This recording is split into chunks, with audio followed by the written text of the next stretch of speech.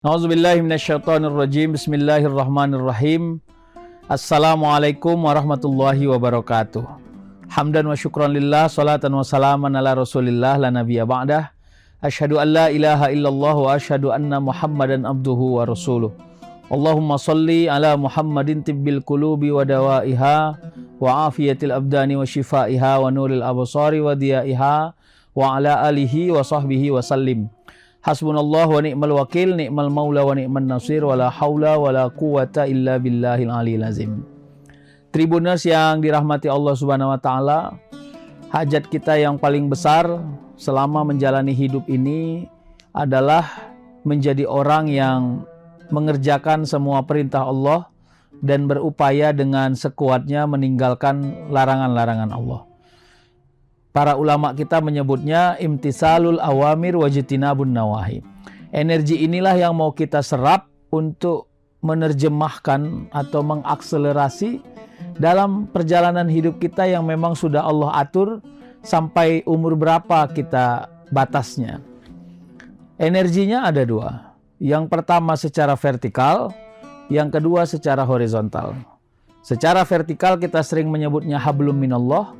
Secara horizontal kita sering menyebutnya hablum minannas. Nah, yang paling menarik adalah di bulan Ramadan ini kita harus pandai menerjemahkan amaliyah itu bukan hanya sekedar ritualitas, tapi juga amaliyah itu bicara di ruang-ruang filantropi. Berbagi itu konteksnya adalah kebutuhan kita bersama. Kebutuhan orang yang menerima dan sejatinya ada kebutuhan kita orang yang memberi. Jadi kita harus pandai melihat dan membangun paradigma berbagi di bulan Ramadan itu adalah energi yang tidak boleh ditinggalkan karena sensitivitasnya terjaga. Bayangkan ada orang yang sedang membutuhkan, berharap kepada Allah kiranya ada orang yang mau memudahkan urusannya, berbagi rezeki kepada dirinya, lalu kita hadir pula di sana untuk memudahkan urusannya. Kira-kira apa kontribusinya kepada diri kita? Jawabannya, kontribusinya kepada diri kita adalah kita dilatih atau melatih diri merasa sensitif pada masyarakat atau masalah masyarakat yang terjadi. Sensitivitas ini yang mahal karena kadang-kadang tingkat keakuan kita itu terlalu dominan ya. Saya mau ajak kita untuk membangun pemahaman ya, termasuk di Al-Baqarah itu kan Allah sebut man zallazi yuqridullaha qardan hasanan fayudha'ifahu lahu ad'afan katsira wallahu yaqbidu wa yabsutu wa ilaihi turja'un. Jadi kata Allah, siapa yang mau berbagi kepadaku, menghutangi aku, kata Allah, nanti kalau seandainya dia mau meminjamkan aku, kata Allah, qardon hasanan, yang pinjaman yang baik, maka aku akan menggantinya dengan ganti-ganti yang banyak. Fayudha'ifahu lahu ad'afan katsira. Bisa saja di situ dalam bentuk harta, bisa saja dalam bentuk kemudahan, bisa saja dalam bentuk hidup. Nah, maka oleh karena itu kata Allah, wallahu yaqbidu wa yabsutu wa ilaihi turja'un. Tapi ingat, yang menyempitkan itu Allah, yang melapangkan itu Allah, dan hanya kepada Allah kita kembali. Sampai-sampai di ayat itu Allah nanya siapa yang mau kasih dia pinjam loh. Tanda bahwa manusia ini sifat dasarnya adalah kikir sekali, pelit sekali. Tingkat keakuan kita pada harta yang kita miliki mendominasi. Sehingga kesulitan kita untuk berbagi itu menjadi tantangan tersendiri. Tribuners yang dirahmati Allah nih, saya kasih contoh ya, betapa bahwa memang tingkat kepemilikan dan keakuan kita tinggi sekali ya.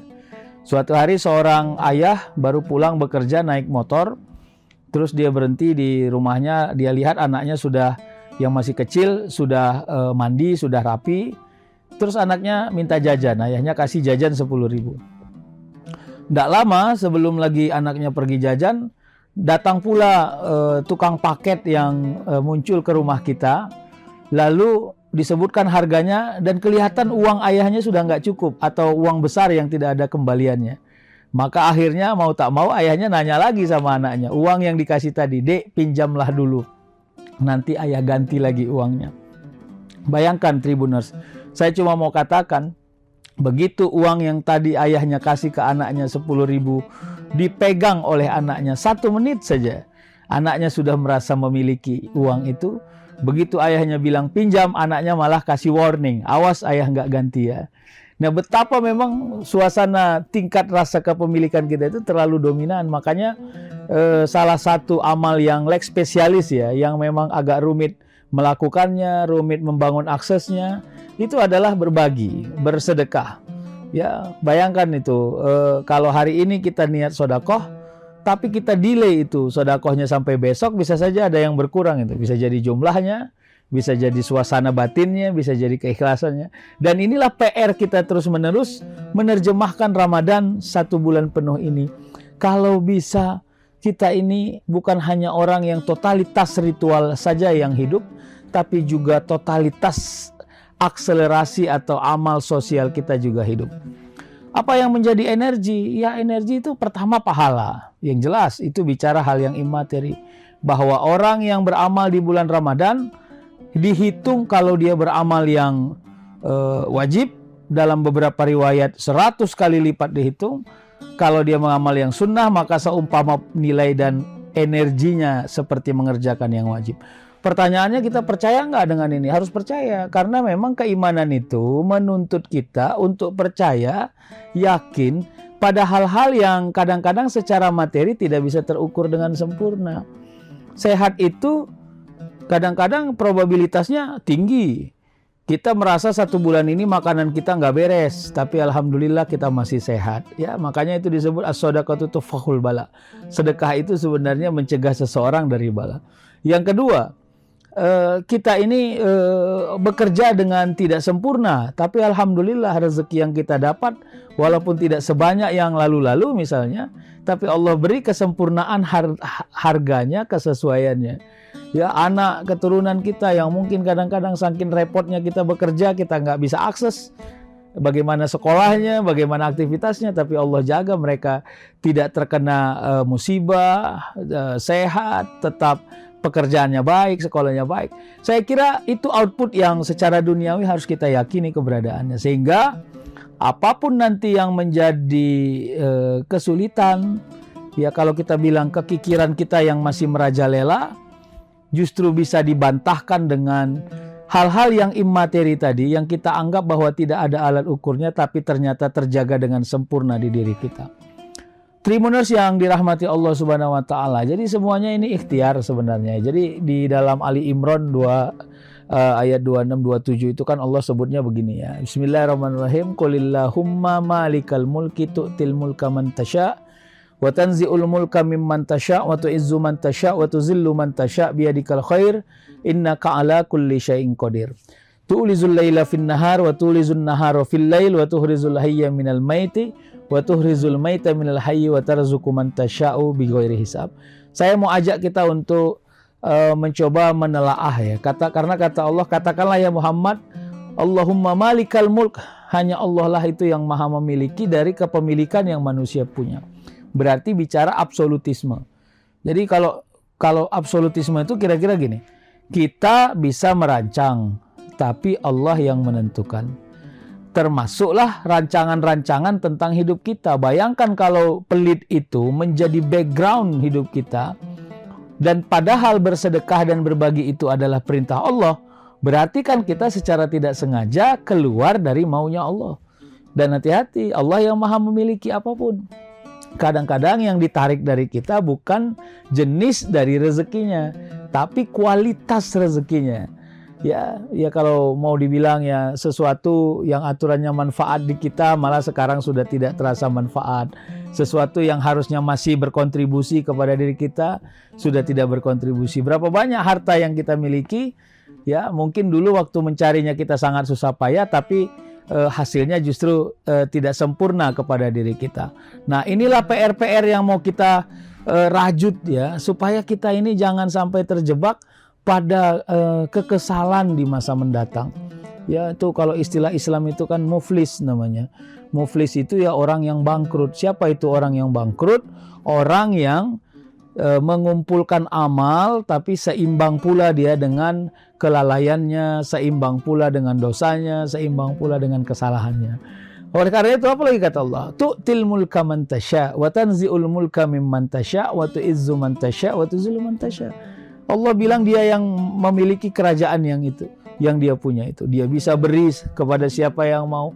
Dia bisa ambil lagi kerajaan itu. Dia bisa memuliakan orang, bisa menghinakan. Kenapa? Innaka ala kulli syai'in qadir. Karena yang maha menentukan itu adalah Allah Subhanahu wa taala.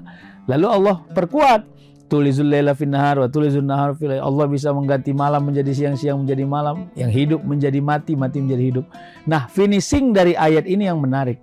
Allah sebut wa tarzuqu man tasya'u bighairi hisab.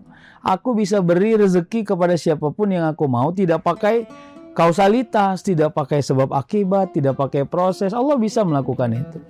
Nah, pemirsa Tribuners, saya mau ajak kita, nah kalau begitunya logikanya, ini kan matematikanya sedekah ya, matematikanya barokah rezeki.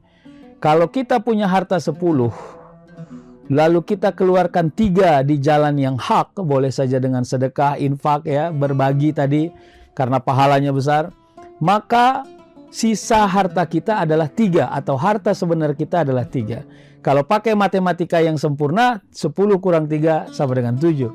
Tapi kalau pakai matematika sedekah, 10 kurang 3 sama dengan 3. Kenapa 3?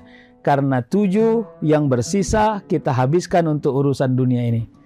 Tapi 3 yang kita sedekahkan, yang kita awalnya merasa bahwa itu kita hilang harta, sebenarnya itu jadi nilai amal kita di sisi Allah.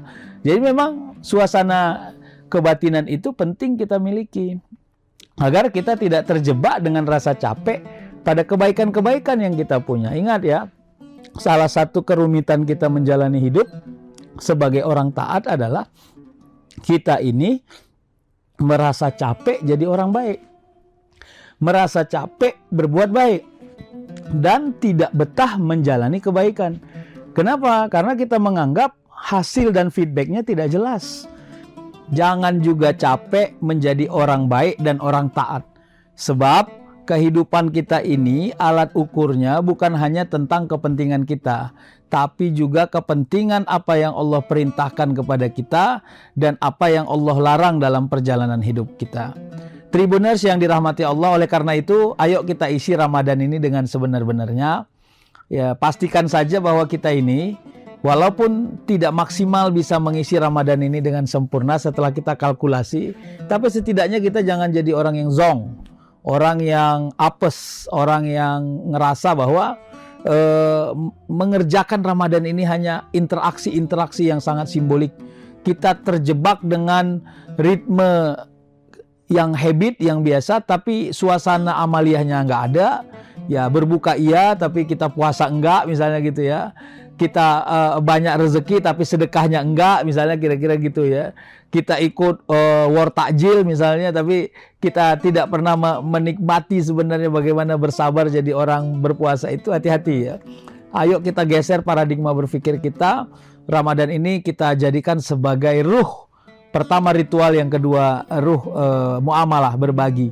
Dan ingat, di bulan Ramadan ini Allah besarkan pahala kepada siapapun yang mau berbagi, berinfak, bersedekah.